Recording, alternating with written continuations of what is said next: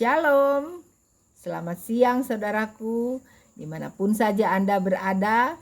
Kita jumpa lagi untuk mendengarkan cerita dari dalam firman Allah atau buku Alkitab.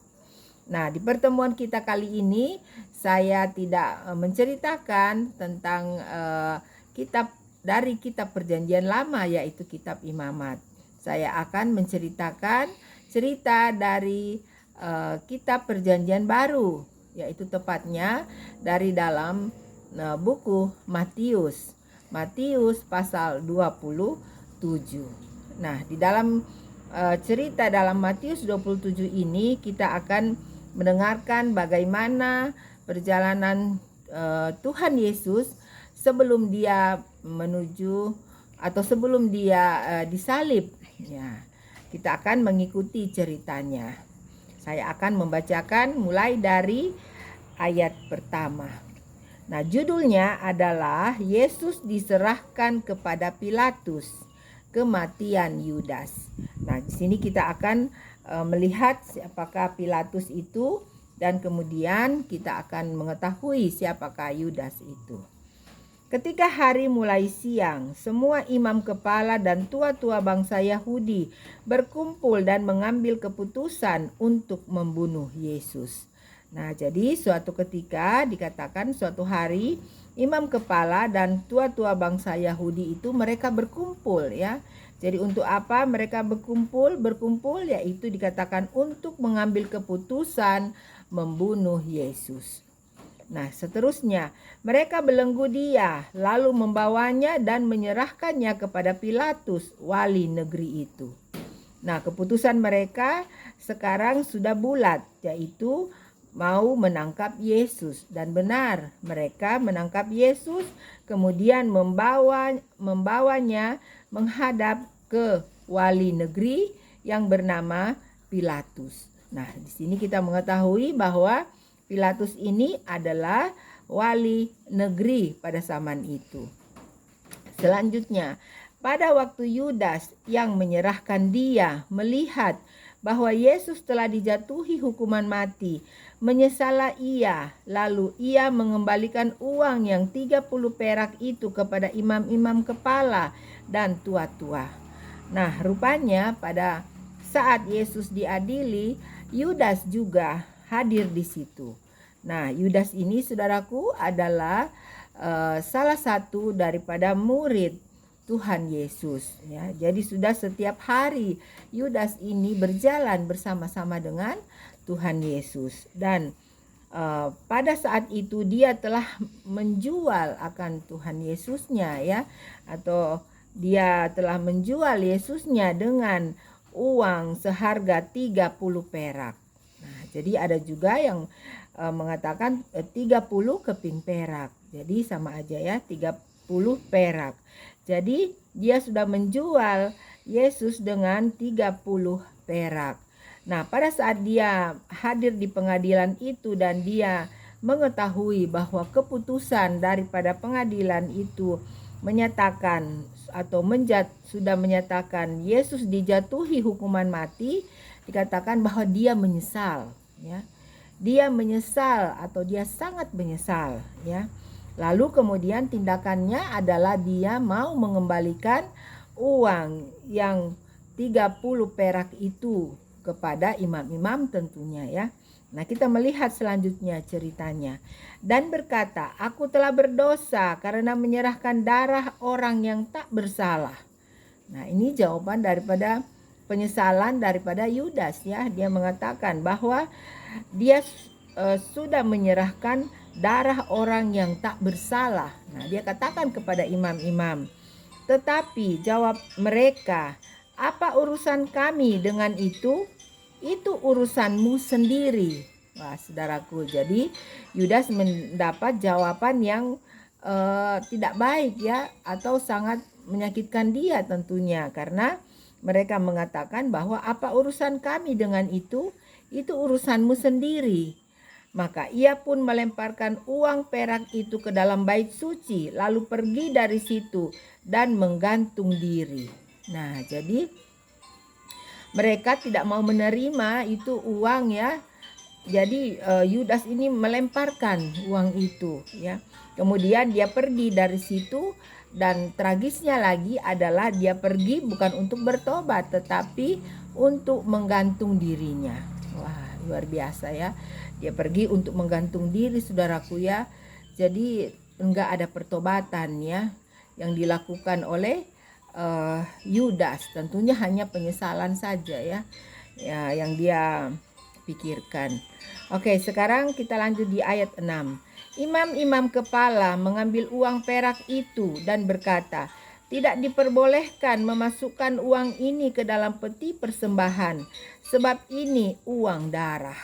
Ya, jadi kemudian imam-imam itu mengambil uang itu yang sudah dilemparkan oleh Yudas, dan kemudian dia berkata bahwa uang ini tidak diperbolehkan untuk dimasukkan ke dalam peti persembahan. Karena apa? Karena dikatakan ini adalah uang darah. Nah, selanjutnya sesudah berunding, mereka membeli dengan uang itu tanah yang disebut tanah tukang periuk untuk dijadikan tempat pekuburan orang asing. Wah, jadi mereka mencari satu tempat atau sebidang tanah ya, dan mereka mendapati dikatakan tanah daripada tukang periuk ya. Ya, jadi tukang yang membuat belanga ya, saudaraku ya, tukang periuk. Dan tempat ini atau tanah ini, sebidang tanah ini katanya dijadikan tempat pekuburan orang asing ya. Jadi daerah pekuburan, dijadikan daerah pekuburan. Wah, luar biasa. Nah, selanjutnya 8. Itulah sebabnya tanah itu sampai pada hari ini disebut tanah darah. Dengan demikian genaplah firman yang disampaikan oleh Nabi Yeremia. Mereka menerima 30 uang perak, yaitu harga yang ditetapkan untuk seorang menurut penilaian yang berlaku di antara orang Israel. Dan mereka memberikan uang itu untuk tanah tukang periuk, seperti yang dipesankan Tuhan kepadaku. Nah, saudaraku, ternyata firman Allah ini sebelum terjadi sudah dinubuatkan ya oleh Tuhan Allah kepada Nabi Yeremia. Nah, kalau kita melihat Nabi Yeremia ini hidup di zaman perjanjian lama, saudaraku ya. Jadi waktu dari perjanjian lama ke perjanjian baru ini, dan teristimewa ke peristiwa Tuhan Yesus saat ini, itu sangat lama ya. Nah, jadi di sini kita bisa melihat bahwa apa yang telah difirmankan oleh Tuhan Allah itu pasti akan terjadi. Lama atau cepat, semua itu pasti akan terjadi. Nah, demikianlah cerita dari ayat 1 hingga ayat 10. Sekarang kita masuk pada ayat 11. Judulnya sudah berubah, tapi masih tentang peristiwa Tuhan Yesus di pengadilan. Judulnya adalah Yesus di hadapan Pilatus. Lalu Yesus dihadapkan kepada wali negeri, dan wali negeri bertanya kepadanya, "Engkaukah raja orang Yahudi?" Jawab Yesus, "Engkau sendiri mengatakannya." Nah, jadi pada saat Yesus dihadapkan ke Pilatus atau wali negeri ini bertanya kepada Yesus, "Engkaukah raja orang Yahudi?" Kemudian Yesus menjawab, "Engkau sendiri mengatakannya." Nah, selanjutnya 12. Tetapi atas tuduhan yang diajukan imam-imam kepala dan tua-tua terhadap dia, ia tidak memberi jawab apapun. Nah, jadi dikatakan di sini bahwa imam-imam kepala dan tua-tua ya tentunya banyak yang bertanya ya, atau tuduhan-tuduhan yang mereka tuduhkan kepada Yesus itu tidak dijawab oleh Yesus. Nah, kemudian ayat 13. Maka kata Pilatus kepadanya, "Tidakkah engkau dengar betapa banyaknya tuduhan saksi-saksi ini terhadap engkau?" Tetapi ia tidak menjawab suatu kata pun, sehingga wali negeri itu sangat heran. Nah, jadi Yesus tidak menjawab ya pertanyaan daripada orang banyak itu. Nah, selanjutnya di ayat 15. Telah menjadi kebiasaan bagi wali negeri untuk membebaskan satu orang hukuman pada tiap-tiap hari raya itu atas pilihan orang banyak. Dan pada waktu itu ada dalam penjara seorang yang terkenal kejahatannya yang bernama Yesus Barabas. Nah, jadi pada saat peristiwa Yesus di pengadilan ini itu tepat pada hari raya ya, ada hari raya pada hari itu. Jadi seperti kebiasaan dikatakan bahwa pada hari raya itu ada satu orang yang dipenjara yang bisa dibebaskan ya. Nah, kebetulan di situ ada seorang jahat ya, seorang yang terkenal kejahatannya yang ada dalam penjara yang bernama Yesus Barabas ya. Jadi namanya juga ada satu sama dengan Yesus ya. Yesus tapi dia ada Barabas. Tapi ini bukan Yesus Kristus, Yesus Barabas, orang jahat ya. Nah, kemudian ayat 17. Karena mereka sudah berkumpul di sana, Pilatus berkata kepada mereka, "Siapa yang kamu kehendaki kubebaskan bagimu? Yesus Barabas atau Yesus yang disebut Kristus?" Nah, jadi ada pilihan ya, ada dua pilihan di sini yang diberikan oleh Pilatus. Mana yang harus dibebaskan? Apakah Yesus Barabas yang orang sangat jahat ini yang dalam penjara, atau kan Yesus Kristus yang sedang mereka adili? Nah, ini pertanyaan daripada Pilatus kepada orang-orang banyak tersebut. Ayat 18. Ia memang mengetahui bahwa mereka telah menyerahkan Yesus karena dengki. Nah, jadi Pilatus juga mengetahui sebenarnya bahwa orang-orang ini mendakwa Yesus itu bukan karena Yesus membuat kesalahan, namun karena orang-orang ini dengki ya terhadap Yesus. Selanjutnya, ketika Pilatus sedang duduk di kursi pengadilan, istrinya mengirim pesan kepadanya, "Jangan engkau mencampuri perkara orang benar itu, sebab karena dia aku sangat menderita dalam mimpi tadi malam." Nah, jadi saudaraku, istri daripada Pilatus ini ternyata sudah mendapatkan mimpi ya, mimpi yang diberikan oleh Tuhan Allah sendiri tentunya ya. Dan dikatakan dia sangat menderita pada saat dia menerima mimpi ini. Jadi dia membisikkan atau dia mengirimkan pesan kepada suaminya bahwa jangan engkau mencampuri perkara orang benar itu, sebab karena dia aku sangat menderita dalam mimpi tadi malam. Nah, inilah pesan yang disampaikan kepada Pilatus oleh istrinya. Selanjutnya, tetapi oleh hasutan imam-imam kepala dan tua-tua, orang banyak bertekad untuk meminta supaya Barabas dibebaskan dan Yesus dihukum mati. Nah, jadi tentunya Pilatus juga menghendaki ya kalau Yesus ini dilepaskan. Namun dikatakan hasutan imam-imam kepala dan tua-tua dan juga orang banyak. Jadi mereka bertekad untuk meminta supaya Barabas dibebaskan dan Yesus dihukum mati. Wali negeri menjawab dan berkata kepada mereka, "Siapa di antara kedua orang itu yang kamu kehendaki kubebaskan bagimu?" Nah, jadi Pilatus kembali bertanya ya, siapa daripada dua orang ini yang harus saya bebaskan ya. Kemudian kita mendengarkan kata mereka, "Barabas." Ya.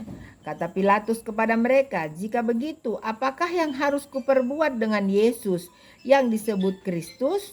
Mereka semua berseru, "Ia harus disalibkan." Nah, jadi pada saat Pilatus bertanya siapa yang harus dibebaskan, mereka bilang Barabas.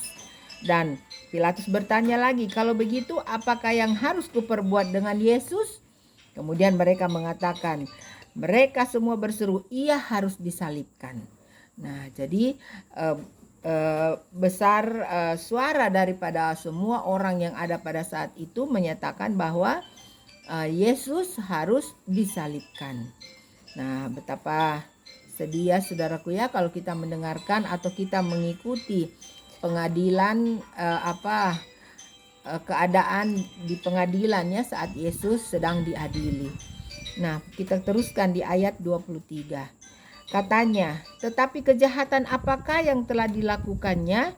Namun mereka makin keras berteriak, "Ia harus disalibkan." Wah, jadi Pilatus ini bertanya lagi ya, kejahatan apakah yang dilakukan oleh Yesus ini? Nah, mereka tidak menjawab pertanyaan dari Pilatus. Mereka hanya berteriak, ia harus disalibkan. Ya. Jadi saudaraku, kalau kita mendengarkan sekarang atau kita menyaksikan orang mendemo ya, bagaimana mereka berteriak ya, kita bisa bayangkan demikianlah hal yang terjadi pada saat itu ya. Jadi mereka berteriak semua bahwa ia harus disalibkan atau Yesus harus disalibkan. Ayat 23. Ayat 24. Ketika Pilatus melihat bahwa segala usaha akan sia-sia, malah sudah mulai timbul kekacauan, ia mengambil air dan membasuh tangannya di hadapan orang banyak dan berkata, "Aku tidak bersalah terhadap darah orang ini. Itu urusan kamu sendiri."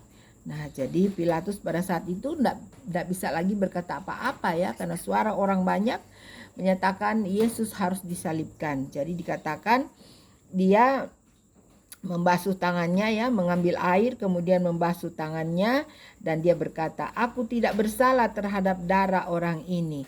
Itu urusan kamu sendiri." Nah, kita mendengarkan apa yang dikatakan oleh orang-orang banyak pada saat itu.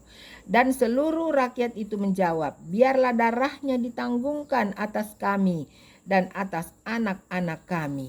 Wah, luar biasa sekali ya.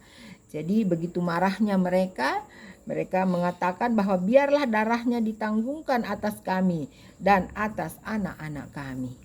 Lalu ia membebaskan Barabas bagi mereka, tetapi Yesus disesahnya lalu diserahkannya untuk disalibkan. Nah, jadi keputusannya jadi Barabas dibebaskan dan Yesus segera akan disalibkan. Nah, saudaraku, itulah cerita dari ayat 11 sampai ayat 26.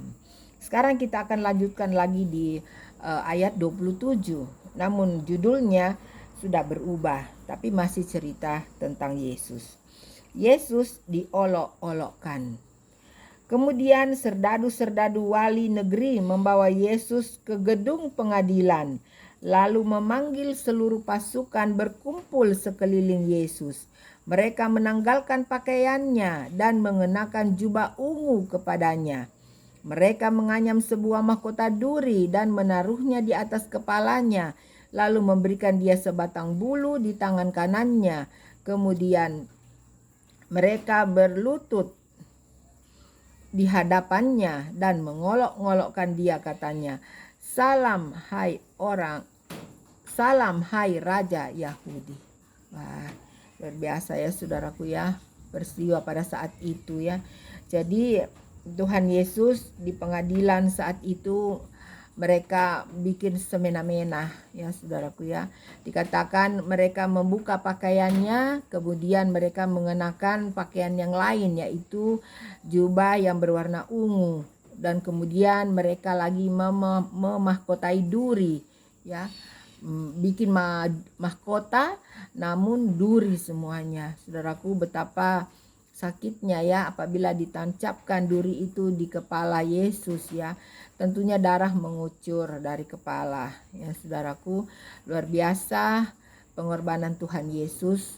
Kalau kita mendengarkan cerita atau mendengarkan peristiwa cerita di mana Tuhan Yesus sebelum disalibkan ini ya. Jadi dipakaikan mahkota yang terdiri dari duri dan kemudian diberikan katanya sebatang bulu di tangan ya, atau tongkat ya di tangannya. Kemudian mereka berlutut dan mengolok-olok dia. Kemudian mereka mengatakan, "Salam hai Raja orang Yahudi." Mereka meludahinya dan mengambil bulu itu dan memukulkannya ke kepalanya. Aduh, saudaraku, sangat sedih ya. Saya merasa sedih mendengarkannya. Jadi bayangkan, Yesus diludahi dan kemudian diambil tongkat yang dia pegang, kemudian dipukul ke atas kepalanya ya. Kita bisa membayangkan betapa siksanya ya, betapa sakitnya Tuhan Yesus kita dibuat oleh orang-orang pada saat itu. Sesudah mengolok-olokkan dia, mereka menanggalkan jubah itu daripadanya dan mengenakan pula pakaiannya kepadanya. Kemudian mereka membawa dia keluar untuk disalibkan. Ya, maaf saudaraku ya, saya terharu mendengarkan cerita Tuhan Yesus sebelum ia disalibkan ini. Nah, itulah cerita dari ayat 27 sampai 31. Nah, saat ini kita akan lanjutkan dengan ayat 32. Judulnya adalah Yesus disalibkan.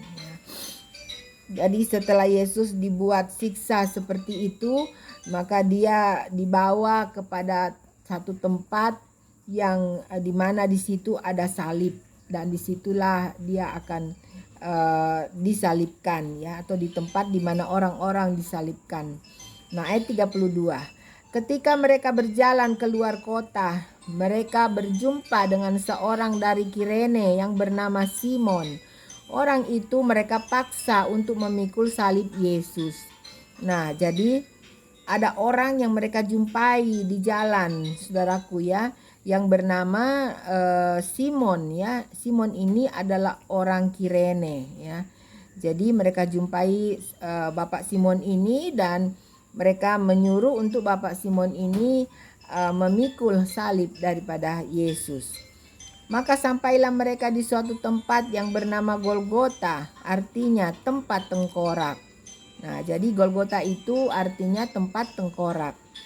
Lalu mereka memberi dia minum anggur bercampur empedu. Setelah ia mengecapnya, ia tidak mau meminumnya.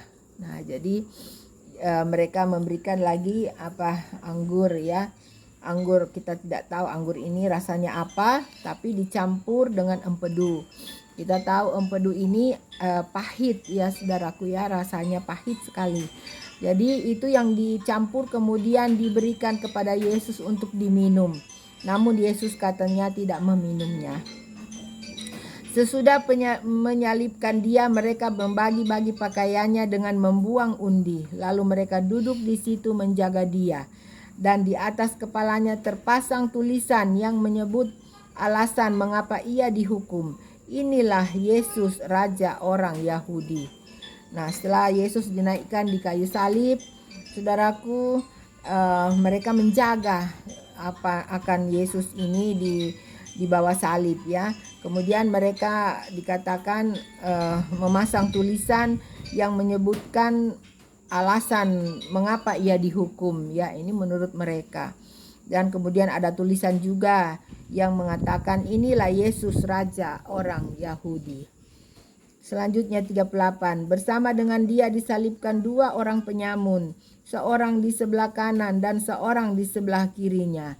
Nah, jadi Yesus pada saat itu tidak sendirian. Dikatakan ada dua penyamun. Satu berada di sebelah kanan dan satu berada di sebelah kiri daripada salib Yesus. Orang-orang yang lewat di sana menghujat dia, dan sambil menggelengkan kepala mereka berkata, "Hai engkau yang mau merubuhkan bait suci dan mau membangunnya kembali dalam 3 hari, selamatkanlah dirimu. Jikalau engkau anak Allah, turunlah dari salib itu."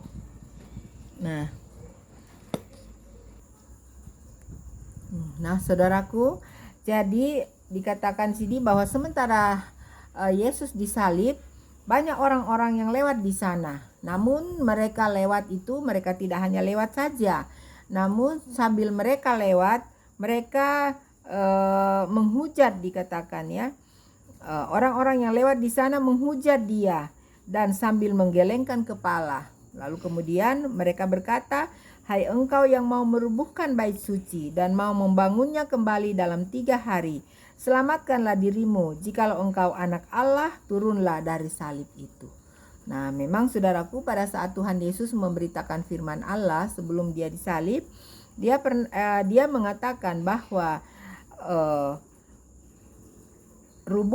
rubuhkanlah bait suci, maka bait suci itu akan dibangunnya kembali dalam 3 hari, ya. Jadi itu yang memang dikatakan oleh Yesus pada saat dia belum disalibkan. Namun mereka tidak mengerti apa kata atau arti daripada perkataan Yesus itu, ya. Jadi perkataan Yesus itu sebenarnya menuju kepada peristiwa di mana yang Yesus akan alami ini, ya. Nah, mereka tidak mengetahuinya. Dan kemudian ayat 41. Demikian juga imam-imam kepala bersama-sama ahli-ahli Taurat dan tua-tua mengolok-olok dia, dan mereka berkata, orang lain diselamatkan, tetapi dirinya sendiri tidak dapat ia selamatkan. Ia Raja Israel, baiklah ia turun dari salib itu, dan kami akan percaya kepadanya. Nah, jadi imam-imam kepala juga dan ahli-ahli Taurat juga, mereka turut untuk mengolok-olokkan Yesus di atas kayu salib. Jadi sangat menyedihkan ya saudaraku ya. Mereka pemimpin-pemimpin agama namun tidak mengerti apa yang mereka pelajari di dalam bait suci pada saat itu. Nah, sekarang 43. Ia menaruh harapannya pada Allah. Baiklah, Allah menyelamatkan dia jikalau Allah berkenan kepadanya, karena ia telah berkata, aku adalah anak Allah. Nah, jadi ini yang dikatakan oleh imam-imam kepala itu dan pemimpin-pemimpin pada saat itu, pemimpin-pemimpin di dalam bait Allah pada saat itu. Kemudian ayat 44, bahkan penyamun-penyamun yang disalibkan bersama-sama dengan dia mencelanya demikian juga ya. Jadi semuanya mencela Yesus ya, baik orang biasa, baik pemimpin-pemimpin agama, baik orang-orang jahat, semuanya menghina atau mengolok-olok akan Yesus pada saat itu.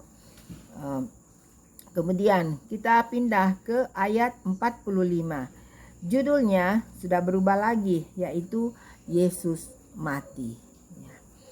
Kita akan melihatnya atau mendengarkan ceritanya.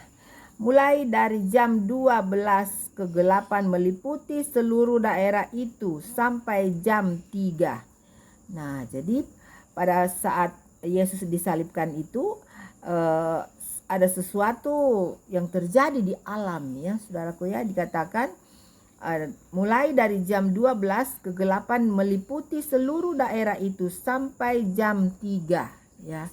Jadi cukup panjang ya kegelapan yang terjadi di daerah situ ya. Nah, kemudian kira-kira jam 3 berserulah Yesus dengan suara nyaring, Eli Eli lama sabatani, artinya Allahku, Allahku, mengapa engkau meninggalkan aku? Nah, jadi setelah jam 3 dikatakan Yesus menghembuskan nafas. Kemudian sebelum dia menghembuskan nafas, dia berteriak dengan suara nyaring ya. Jadi berarti keras sekali saudaraku ya.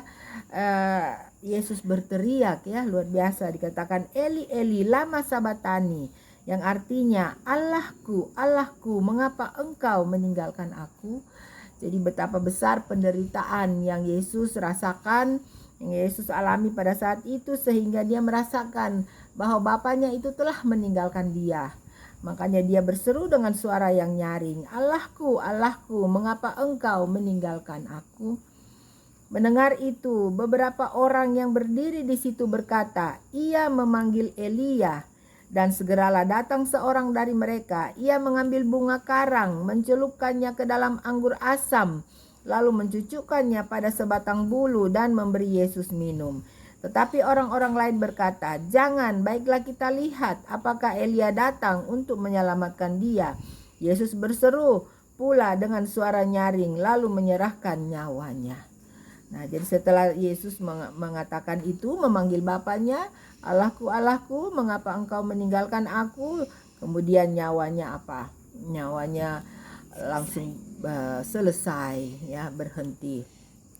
Nah, dan dilihatlah tabir bait suci terbelah dua dari atas sampai ke bawah, dan terjadilah gempa bumi dan bukit-bukit batu terbelah. Wah, saudaraku, alam pun marah ya. Alam pun marah saudaraku. Jikalau Yesus ini orang biasa, tentunya alam tidak seperti itu ya. Alam tidak marah, alam tidak mengamuk saudaraku ya.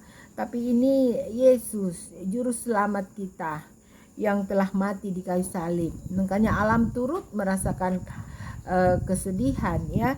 Jadi dikatakan tabir bait suci terbelah dua.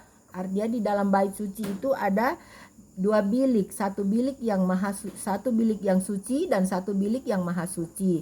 Kemudian itu dihalangi oleh tirai ya, tirai yang besar, dan dikatakan tirai ini terbelah dari atas sampai ke bawah atau terobek, saudaraku ya, dengan sendirinya. Kalau ada orang yang merobeknya itu dari bawah tentunya ke atas, tapi ini dari atas ke bawah. Jadi tidak ada tangan yang merobeknya, itu adalah kuasa daripada Tuhan Allah. Dan bukan hanya itu, dikatakan gempa bumi ya, terjadi gempa bumi dan bukit-bukit batu terbelah. Wah, luar biasa saudaraku ya. Tentunya orang yang sudah mengolok-olok dari Yesus pada saat itu, tentunya mereka merasa ketakutan ya. Coba kita merasakan di tempat kita gempa bumi, tentunya kita ketakutan, kita nggak bersenang-senang tentunya ya. Kalau ada gempa bumi, apalagi terbelah-belah itu tanah ya. Kita sudah pernah menyaksikan atau melihat di di alat media ya, bagaimana itu tanah terbelah dan tenggelamlah segala apa yang ada di atasnya ya. Luar biasa, sangat mengerikan tentunya saudaraku ya. Nah, itulah yang terjadi pada saat Yesus disalibkan dan Yesus sudah mengakhiri akan hidupnya. Nah, dikatakan pula, kita lihat selanjutnya apa lagi selain daripada gempa bumi, selain daripada bukit-bukit batu terbelah dan tirai juga terobek ya, apalagi yang terjadi. Dikatakan dan kuburan-kuburan terbuka dan banyak orang kudus yang telah meninggal bangkit. Wah saudaraku, jadi tentunya kalau tanah itu udah terbelah ya, terbuka, kuburan-kuburan juga terbuka ya. Tetapi bukan semua orang yang mati itu bangkit, tetapi ada orang-orang tertentu yang dikatakan di sini orang-orang kudus ya, yang turut bangkit. Dan mereka kita akan lihat selanjutnya. Dan sesudah kebangkitan Yesus, mereka pun keluar dari kubur. Dan sesudah kebangkitan Yesus, mereka pun keluar dari kubur lalu masuk ke kota kudus dan menampakkan diri kepada banyak orang.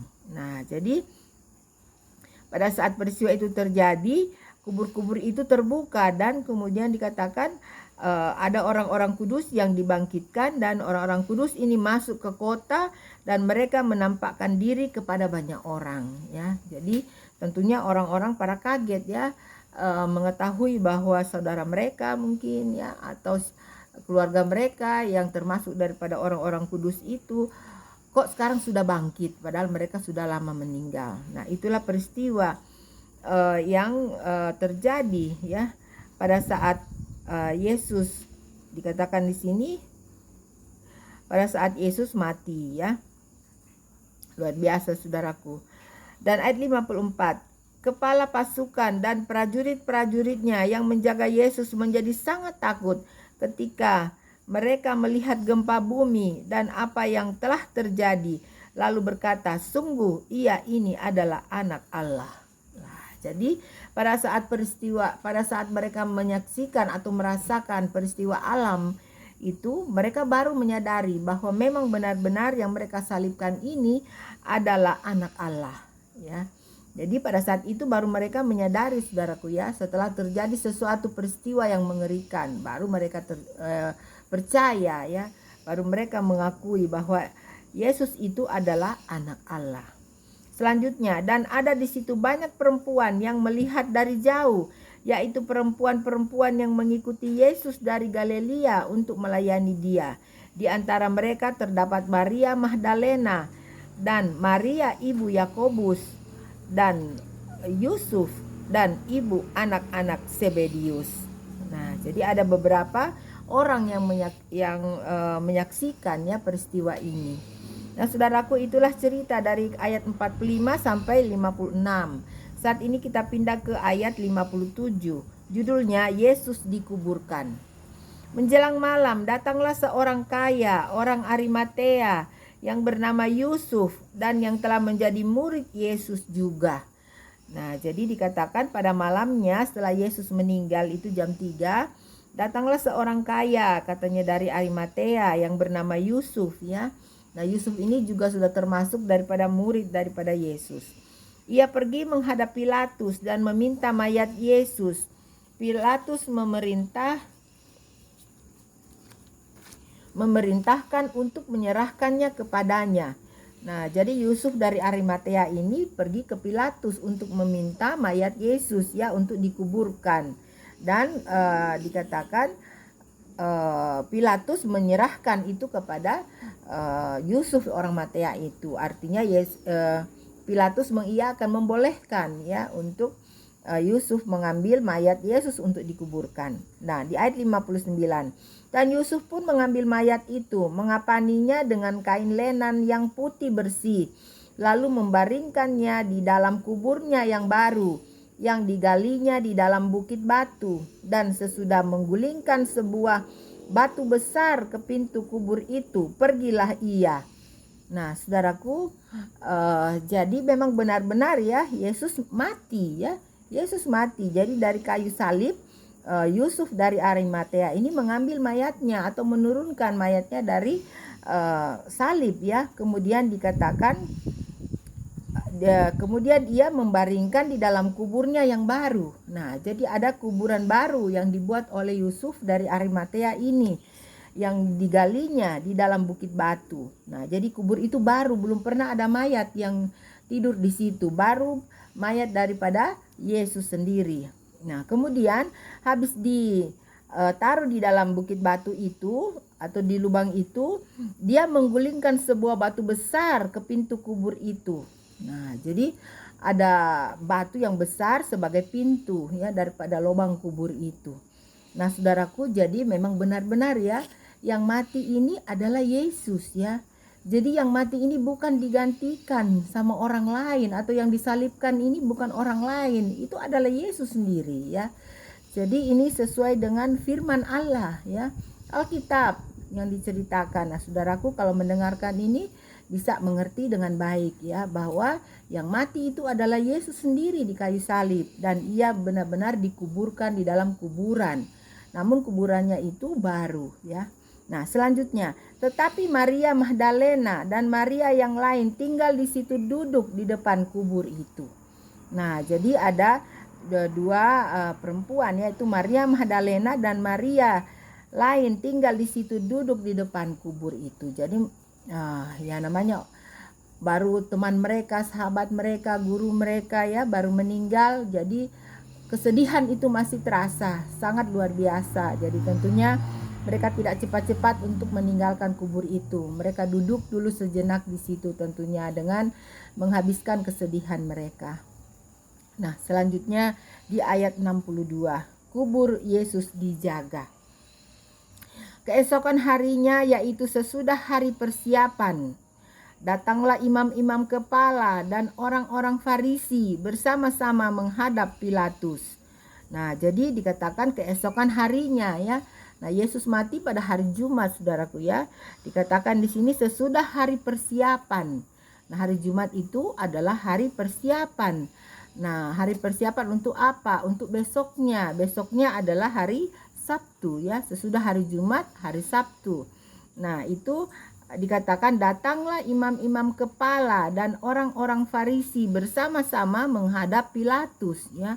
Jadi mereka bersama-sama menghadap Pilatus lagi, ini imam-imam dan orang-orang Farisi yang tadi menghujat Yesus. Dan mereka berkata, "Tuan, kami ingat bahwa si penyesat itu sewaktu hidupnya berkata, sesudah 3 hari aku akan bangkit." Nah, saudaraku ya, bukan main keras kepala daripada imam-imam kepala ini ya. Mereka sudah melihat kejadian alam itu, mereka masih mengatakan Yesus ini sebagai penyesat ya, si penyesat katanya. Itu sewaktu hidupnya berkata, sesudah 3 hari aku akan bangkit. Jadi mereka tetap tidak mengakui ya, saudaraku, Yesus ini sebagai anak Allah. Jadi mereka tidak mengakui dengan sungguh-sungguh, dengan segenap hati. Ayat 64. Karena itu, perintahkanlah untuk menjaga kubur itu sampai hari yang ketiga. Jikalau tidak, murid-muridnya mungkin datang untuk mencuri dia, lalu mengatakan kepada rakyat, ia telah bangkit dari antara orang mati, sehingga penyesatan yang terakhir akan lebih buruk akibatnya daripada yang pertama. Nah, saudaraku ya, jadi ini imam-imam kepala mengatakan kepada Pilatus bahwa menjagalah kubur itu ya, karena nanti pada sampai 3 hari dia dalam kubur, yaitu hari Minggu ya, bukan hari Jumat, Sabtu, Minggu. dia akan bangkit katanya. Jadi kalau misalkan nanti tidak ada yang jaga, Yesus ini sudah bisa bangkit, dan kemudian murid-muridnya mengatakan hal-hal yang yang tidak baik ya, bisa menjadi penyesat katanya. Berita-berita itu bisa menjadi penyesat, yang terakhir akan lebih buruk akibatnya daripada yang pertama ya. Nah, dikatakan jikalau tidak murid-muridnya mungkin datang untuk mencuri dia ya. Jadi mereka mengatakan juga nanti murid-muridnya curi ya sama Yesus kalau kuburnya itu tidak dijaga. Nah, jadi ini yang dikatakan oleh imam-imam kepala ya, dengan semuanya pemimpin-pemimpin pada saat itu. 65. Kata Pilatus kepada mereka, ini penjaga-penjaga bagimu, pergi. Ulang, kata Pilatus kepada mereka, ini penjaga-penjaga bagimu, pergi dan jagalah kubur itu sebaik-baiknya. Nah, jadi Pilatus juga memberikan tentara-tentaranya ya. Benar-benar Pilatus memberikan tentara-tentaranya untuk menjaga itu batu tadi ya, atau pintu kubur yang sudah ditutup ya, yang ditutup oleh Yusuf dari Arimatea ini. Maka pergilah mereka, dan dengan bantuan penjaga-penjaga itu mereka memeterai kubur itu dan menjaganya. Nah, saudaraku, jadi begitu ketat ya penjagaan, dikatakan mereka memeterai ya. Saya nggak tahu memeterai ini dengan apa, tapi dikatakan mereka memeterai kubur itu dan menjaganya ya. Jadi kita harus garis bawahi di sini bahwa tentara-tentara itu menjaga dengan ketat ya, menjaga dengan luar biasa akan pintu kubur daripada Yesus. Jangan sampai katanya murid-murid Yesus itu datang untuk mencuri mayatnya ya. Kemudian mereka mengatakan hal-hal yang lain. Nah, jadi ini yang dibuat ya, yang dibuat oleh imam-imam kepala dan orang-orang Farisi ya, dan yang lain-lain yang tidak menyukai akan Yesus. Nah, saudaraku, kalau kita sudah mendengarkan cerita di pasal 27 ini, kita melihat bagaimana peristiwa luar biasa yang telah terjadi sebelum Yesus ini disalibkan ya. Jadi betapa luar biasanya peristiwa ini, saudaraku ya, dan betapa berharganya tentunya cerita ini. Bukan hanya sekedar cerita, tetapi memang kejadian yang benar yang terjadi pada saat itu. Betapa besar pengorbanan daripada Tuhan Yesus untuk menyelamatkan setiap orang yang percaya kepadanya. Nah, saudaraku, begitu banyak poin-poin pelajaran yang dapat kita ambil dari cerita dari pasal 27 ini. Namun saya hanya mau membicarakan sedikit saja pada saat ini, yaitu tentang Yudas ya, tentang Yudas. Nah, di sini menceritakan bahwa Yudas sudah sekian lama berjalan dengan Yesus, namun ia tidak mengenal Yesus dengan baik, sehingga dengan mudahnya ia menjual Yesus. Yudas juga sempat menyesali kesalahannya, namun sudah terlambat. Namun gantinya ia bertobat, malah ia pergi menggantungkan dirinya. Sekiranya saya dan saudaraku pernah mengalami hal yang serupa dengan Yudas, janganlah lupa bahwa Tuhan Yesus sangat mengasihi kita, dan ia siap selalu untuk mengampuni kekeliruan dan dosa-dosa kita. Datanglah pada Yesus melalui doa setiap waktu. Nah, saudaraku, inilah sedikit yang saya bisa ambil dari cerita daripada pasal 27 ini. Saudaraku, sekiranya saudaraku ingin untuk mengulanginya kembali, ulangilah saudaraku. Bacalah dengan baik, sehingga pengorbanan daripada Yesus ini benar-benar kita bisa mengerti, dan kita bisa mengenal siapakah Yesus ini yang sebenarnya ya. Dan kita akan bisa lebih menyayangi dia, karena dia adalah Allah kita yang sangat mengasihi kita. Dia rindu untuk saya dan saudaraku dibawa pulang ke dalam kerajaan surga. Nah, saudaraku, inilah cerita yang saya bisa sampaikan pada saat ini. Terima kasih sudah bersama-sama dengan saya. Saya selalu berdoa supaya saudaraku mendapatkan hal-hal yang baik, bersukacita, bergembira, hal-hal yang baik yang asalnya daripada Tuhan Allah. Sampai sekian pertemuan kita. God bless you. Bye.